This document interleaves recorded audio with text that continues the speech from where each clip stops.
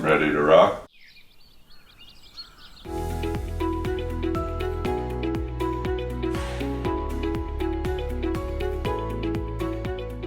Hey guys, how you doing? Today I want to talk about something that really irritates me. You might think it has nothing to do with financial planning, but I promise you that it does, and it's really important for the younger generation, especially young people with children and families. So I really want to talk about this. I hope it's not too negative. I'll talk about some of the positive things I think at the end, but today we're going to talk about why I hate GoFundMe.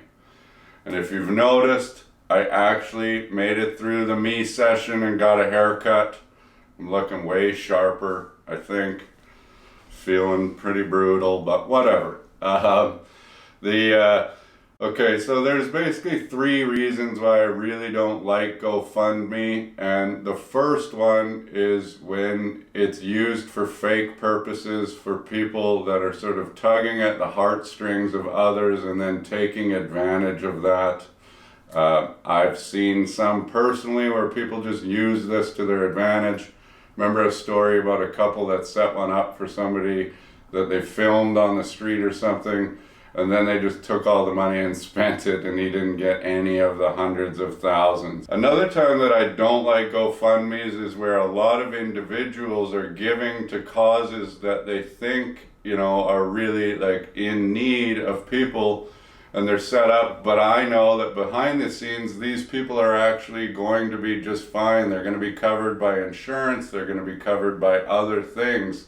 They're totally fine. So a lot of people are being really generous to people that don't need that money, and so their generosity could be better used elsewhere. So that kind of bothers me. The thing that drives me the most crazy is exactly this. When I see really sad stories about young families where a husband or wife, and they have young kids, gets sick or passes away, and a GoFundMe is set up for this family, and people are always very generous with these things, and I love that about it. However, I know that these people should have gone and talked to a trustworthy insurance agent that isn't trying to sell them a bill of goods to get some protection for their family that comes at a very low cost. So just for example, this is a male.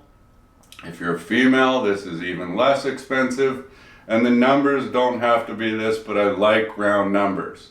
I think everybody, should have some life insurance if you have kids in your family. It depends on your income.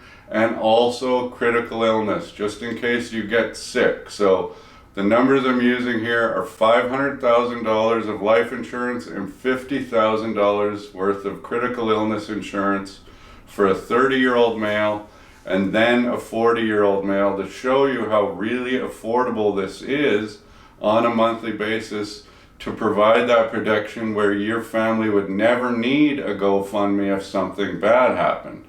So for a 30-year-old, $500,000, that's going to cost $23 a month, and the CI is going to cost $19 a month, for a grand total of $41 a month to have really good protection for you and your family. Now if you're 40, so anywhere in between, it's going to be somewhere in between these numbers, $29 a month for $500,000 worth of insurance, and $30 a month for $50,000 worth of critical illness insurance. Sometimes that $50,000 or $500,000 might be too much or too little. Now, thankfully for us, in our careers so far at K4, we've only had two circumstances where a young, parent, in both cases were fathers, passed away. But thankfully we had gotten them life insurance, so their family didn't need that GoFundMe in this case. However, because I'm not a great salesperson, I counted, there's been 9 times that I have verbally and written out to people that they need to get critical illness insurance, and they didn't take it because, I didn't push it, or I didn't, maybe explain it well enough or something. And it would have paid out 9 times had we been able to get that insurance for those people. Would have certainly helped them and their families in this time where they're dealing with really circumstance. So you can bleep that shitty out of there, Sean. Now, why do I like GoFundMe?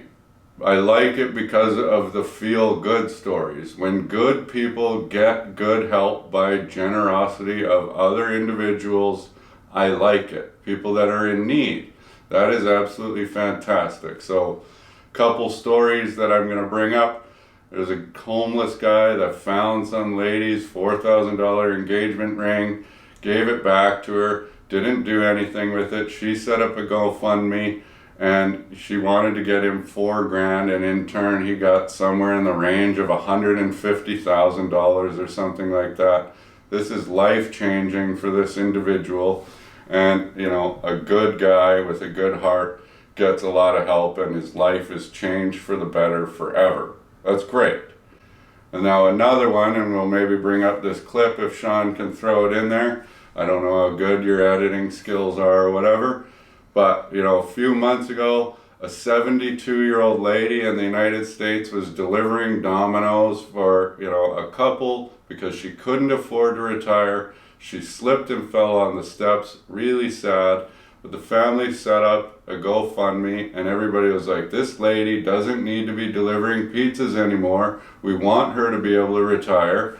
And, you know, they raised somewhere in the range of $200,000 for her, and she was able to retire. So those ones are awesome.